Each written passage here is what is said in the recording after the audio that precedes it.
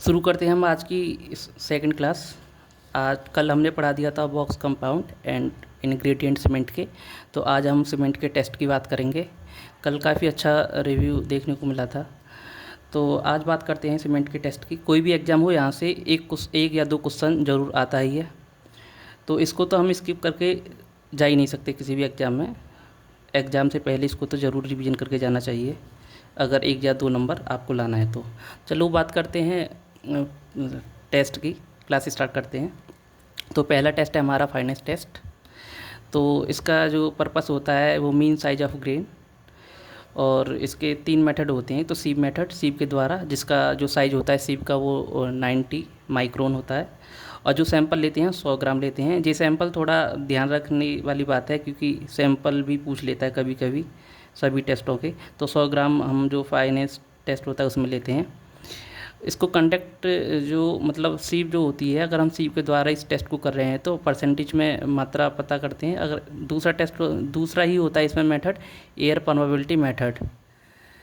ये इसको nurse valence method भी कहते हैं। तीसरा सेडिमेंटेशन मेथड होता है, इसको बांगर टर्बिडिटी मेथड भी कहते हैं। तो एयर परमेबिलिटी के द्वारा जो हम फाइनेंस मेजर करते हैं उसको सेंटीमीटर स्क्वायर प्रति ग्राम में, ये किलोग्राम नहीं है, ग्राम है।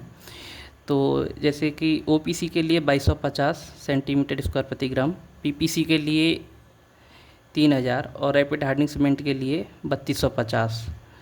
जैसे कि सुपर सल्फेट सीमेंट के लिए भी हमारा 4000 होता है।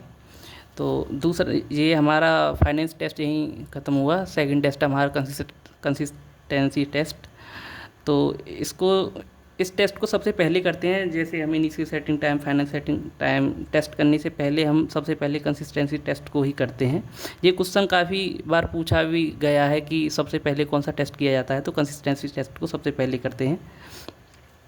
इसके द्वारा हम वाटर की मात्रा ज्ञात करते हैं कि किसी टेस्ट में कितना वाटर की आवश्यकता है पेस्ट बनाने के लिए। तो इसको पिकार्ट अपरेटस के द्वारा करते हैं, और इसकी जो हाइट होती है पिकार्ट अपरेटस की 40 mm होती है। जब हम पेस्ट बनाते हैं तो जब ऊपर से हम प्लंजर छोड़ते हैं, या तो यह टॉप से 32 से 35 mm नीचे धंस जाना चाहिए, या फिर बॉटम से 5 से 7 mm का गैप रहना चाहिए। इसका जो डाया होता है वो 10 mm होता है प्लंजर का, और जो लेंथ होती है ये लेंथ जो होती है वो 50 mm की होती है।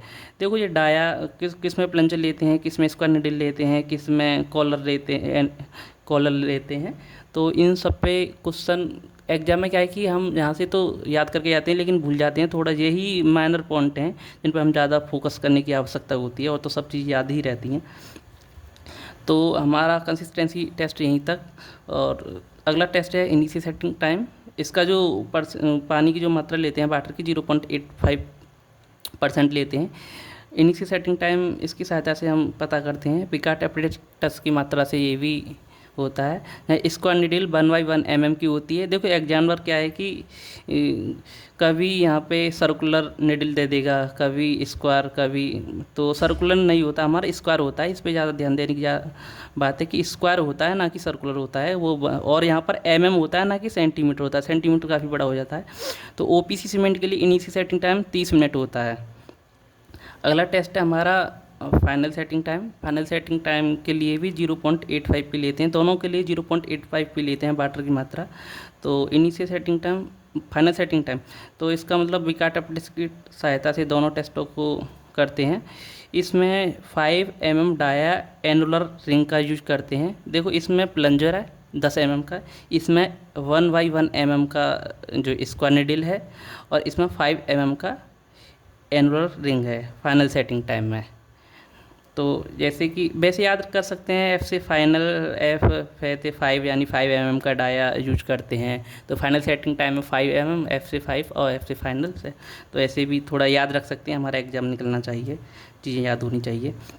अगला टेस्ट है कंप्रेसिव स्टन टेस्ट। तो इसका जो वाटर कंटेंट लेते हैं वो PY4 प्लस के 3 लेते हैं। कैसे याद करेंगे कि हम COMP यहाँ तक हम शॉर्ट में लिख लेते हैं तो 4 आ जाता है P/4, और स्ट्रेंथ को STR करके भी लिख दिए तो 3 अक्षर हो जाता है। तो कंप्रेसिव COMP यानी 4, तो PY4 प्लस की 3। इस तरीके से भी हम थोड़ा हिंट से याद रख सकते हैं, काफ़ी कन्फ्यूजन होता है इसमें।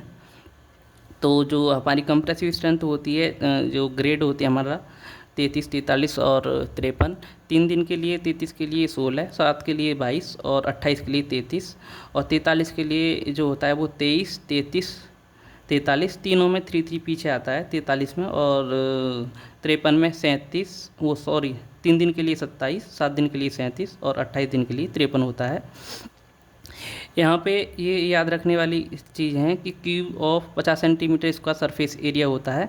वैसे एक साइड का जो होता है वो अंडर रूट 50 सेंटीमीटर होता है। कभी कभी मतलब मोस्टली तो यही पूछा जाता है कि 7.06 सेंटीमीटर या फिर 70.6 mm दे देता है कभी कभी, तो 7.06 सेंटीमीटर एक साइड होती है इसकी। अगर हम करोगे तो अप्रॉक्सीमेट 50 सेंटीमीटर स्क्वायर के आसपास ही इसका जो एरिया आता है। इसमें जो सैंपल लेते हैं सीमेंट का वो 200 ग्राम लेते हैं। उसमें हम 100 ग्राम ले रहे थे जब initial setting time, final setting time और ये सी एनालिसिस जो फाइनेंस टेस्ट कर रहे थे, और इसमें 200 ग्राम लेंगे। मिनिमम 3 क्यूब होती हैं, 27 ± 2 डिग्री सेल्सियस टेम्परेचर होता है इसका। और रेट ऑफ लोडिंग ये भी कभी कभी पूछने को आ जाता है, तो 35 MPa प्रति मिनट होता है, ना कि सेकंड होता है, तो मिनट होता है यहाँ पर। तो अगला टेस्ट है हमारा स्पेसिफिक ग्रेविटी टेस्ट। तो इसे ली चैटलियर फ्लास्क की सहायता से कंडक्ट करते हैं। OPC सीमेंट की जो स्पेसिफिक ग्रेविटी है वो 3.15 होती है।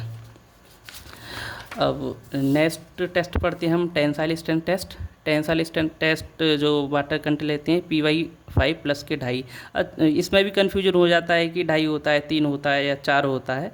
तो हम ऐसे याद रख सकते हैं कि T मतलब T20 होता है तो 20 होता है, तो उसका 1/4 यानी PY5 हो जाएगा।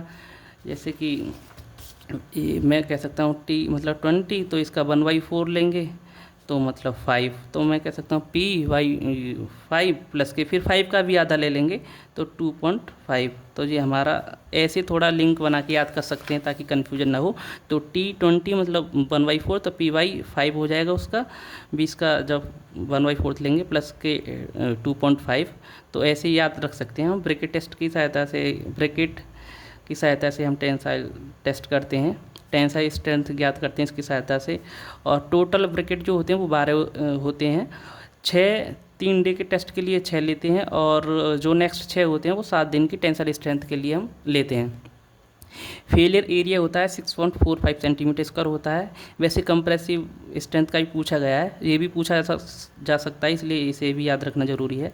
इसमें भी जो हम सैंपल लेते हैं वो 200 ग्राम लेते हैं, और प्रोपोर्शन जो होता है सीमेंट सैंड का वो 1:3 रहता है। कंप्रेसिव स्ट्रेंथ टेस्ट में भी 1:3 होता है, यानी 200 ग्राम सीमेंट हो जाएगी तो 600 ग्राम हमारा सैंड हो जाएगा। तो जो लोड अप्लाई करते हैं इस पर 0.7 MPa। स्टार्टिंग जो समय होता है वो 0 से 12 सेकंड तक कर सकते हैं। अच्छा, ये इंपॉर्टेंट है, इसमें काफ़ी कन्फ्यूजन हो जाते हैं कि 2.5 3 के लिए होता है, 7 के लिए, 28 के लिए। तो 3 और 7 दिन के लिए ही करते हैं इस टेस्ट को। तो 3 के लिए 2 MPa से कम स्ट्रेंथ आती है 3 दिन में, और 7 दिन में जो टेंसाइल स्ट्रेंथ होती है वो 2.5 MPa होती है। तो इस पर कंप्रेसिव स्ट्रेंथ का तो सबको याद रहता है, कभी कभी टेंसाइल स्ट्रेंथ का एग्जामिनर पूछ लेता है और हम कन्फ्यूज हो जाते हैं कि 2 है या 2.5 है या 3 है। 2 और 2.5 होता है। अगला टेस्ट है वो हमारा हीट ऑफ हाइड्रेशन टेस्ट है। तो इसको क्लोरीमीटर मेथड की सहायता से करते हैं। रेट ऑफ हाइड्रेशन जो होता है, देखो ये 3 काफ़ी पूछे जाते हैं। तो रेट ऑफ हाइड्रेशन यानी अगर रेट की बात करें तो सबसे ज़्यादा रेट C4AF का होता है, फिर C3A, फिर C3S, फिर C2S। हीट ऑफ हाइड्रेशन की बात करें तो सबसे ज़्यादा हीट एलुमिना C3A वाला देता है 865 जूल प्रति ग्राम, और C3S फिर 500, C4AF 420 और C2S सबसे कम देता है 260। तो C2S तो सबसे कम ही होता है, चाहे वो रेट ऑफ हाइड्रेशन की बात करें चाहे हीट ऑफ हाइड्रेशन की बात करें। अब बात करते हैं जैसे कि स्ट्रेंथ की। तो स्ट्रेंथ मैंने कल बताया था कि C3S C2S स्ट्रेंथ रिलेटेड होते हैं, और C3A C4AF जैसे सेटिंग से तो मतलब स्ट्रेंथ तो कम प्रोवाइड करते हैं। तो C3S सबसे ज़्यादा स्ट्रेंथ देता है। C2S हमारा अल्टीमेट स्ट्रेंथ देता है, लेकिन वो 28 दिन के बाद अल्टीमेट समय के लिए। C3A उससे कम, और C4AF। तो ये सीक्वेंस तो हमको ये 3 है, ये ज़रूरी हैं याद करना, ये पूछे जाते हैं।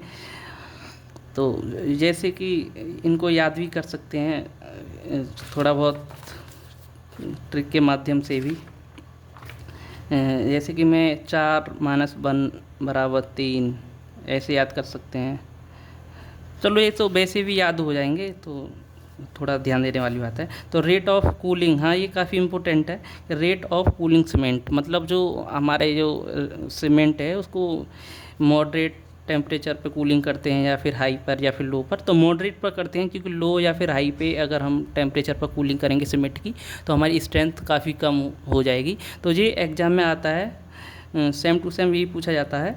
तो 1200 डिग्री सेल्सियस से 500 डिग्री सेल्सियस तक हम 15 मिनट के लिए करते हैं, और फिर सेकेंड स्टेज में 500 डिग्री सेल्सियस से नॉर्मल टेम्परेचर तक हम 10 मिनट तक करते हैं।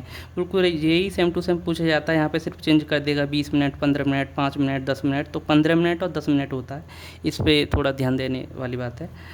एक टेस्ट रह गया था हमारा साउंडनेस टेस्ट, तो जो मैंने नीचे लिख दिया है। तो इसका जो 0.785 पी वाटर कंटेंट लेते हैं, साउंडनेस ज्ञात करते हैं सीमेंट की, और इसे ली चैटेलियर टेस्ट के द्वारा ये काफ़ी ज़्यादा पूछा जाता है टेस्ट, साउंडनेस टेस्ट। तो ली चैटेलियस टेस्ट अपरेटस की मात्रा से इसको ज्ञात, सॉरी ली चैटेलियस की सहायता से इसे ज्ञात करते हैं। ये सिर्फ लाइम के लिए होता है। अगर ली चैटेलियर जो होता है सिर्फ लाइम के लिए होता है, ऑटोक्लेव सिर्फ जो होता है वो लाइम और मैग्नीशिया के लिए होता है, ना कि सल्फर के लिए। कभी कभी स्टेटमेंट में लाइम, मैग्नीशिया, सल्फर तीनों आ जाते हैं, तो वो तीनों के लिए नहीं होता। ऑटोक्लेव जो टेस्ट होता है वो सिर्फ लाइम और मैग्नीशिया के लिए होता है। ली चैटेलियर सिर्फ लाइम के लिए होता है। जी इंपॉर्टेंट थोड़ा ध्यान देने वाली बात है कि ये लाइम के लिए होता है, ये लाइम और मैग्नीशिया के लिए होता है। जी 10 mm एक्सपेंसन होना चाहिए इसमें, और जिसमें 0.8% तक होना चाहिए ऑटोक्लेव टेस्ट में। इसमें परसेंटेज में देखते हैं ऑटोक्लेव में, इसमें mm में देखते हैं। तो डिफरेंट टाइप की सीमेंट के लिए अलग अलग होते हैं।